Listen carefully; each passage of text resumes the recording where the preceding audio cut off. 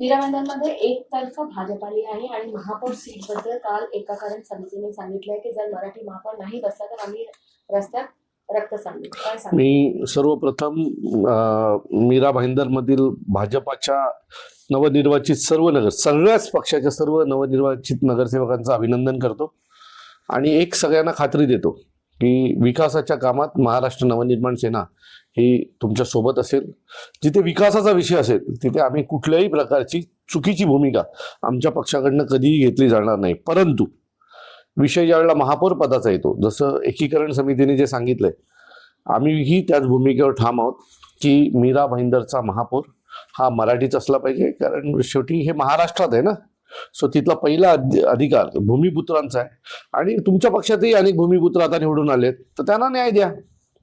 तर आमची परत एकदा मागणी आहे की मीरा भाईंदर मधला महापौर हा मराठीच असला पाहिजे. आणि एकीकरण समितीला माझी विनंती आहे की तुम्ही जे म्हटलात की रक्त जर महापौर मराठी बसला नाही तर रक्त सांडेल, सो आमची विनंती आहे की तो रक्त फक्त मराठी माणसाचा नसला पाहिजे. एवढीच माझी विनंती आहे. अपेक्षित आहे की मीरा भाईंदरचा पुढचा महापौर एखादी महिला किंवा एखादी पुरुष हा मराठीच असेल. मराठी महापौर पाहिजे अशी भूमिका मनसे घेत आहे काय? नक्कीच. सर्वप्रथम मी सर्व जे निवडून आलेले नगरसेवकांना मी शुभेच्छा देतो. आणि या ठिकाणी मीरा भाईंदरमध्ये तुम्ही बघत असाल की या ठिकाणी चर्चा चालू आहे की मराठी महापौर. होय, आमची विनंती आहे की मराठी महापौरच बनला पाहिजे. ते बघत असाल दिवसेंदिवस या ठिकाणी जे उद्योग येत आहेत, आता उद्योगाच्या माध्यमातून आज या ठिकाणी मराठी लोकांचं खच्चीकरण केलं जात आहे. त्यामुळे असं खच्चीकरण होता कामा नये. आणि महाराष्ट्र आहे, महाराष्ट्रामध्ये आपलं मराठी माणसंच महापौर बनायला पाहिजे.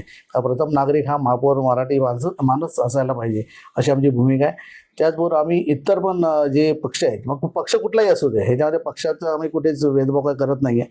पक्ष कुठलाही असू दे, त्यामधले जी मेन जे पदं असतील, जे कसं स्थायी समिती वगैरे असेल, ही मराठी माणसांनी करावे, ज्या भूषावे अशी आमची मागणी असेल. त्या प्रकारचं पत्र पण आम्ही दिलेलं आहे.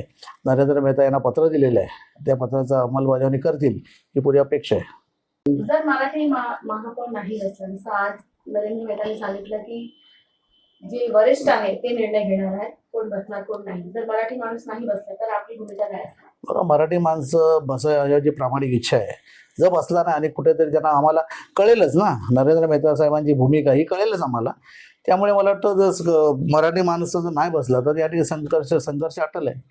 तर ते सामोरं जावं आणि जे काही बरं वाईट होईल काही झालं तर संपूर्ण जबाबदारी त्यांची असेल हे तुमच्या व्हिडिओच्या माध्यमातून सांगतो.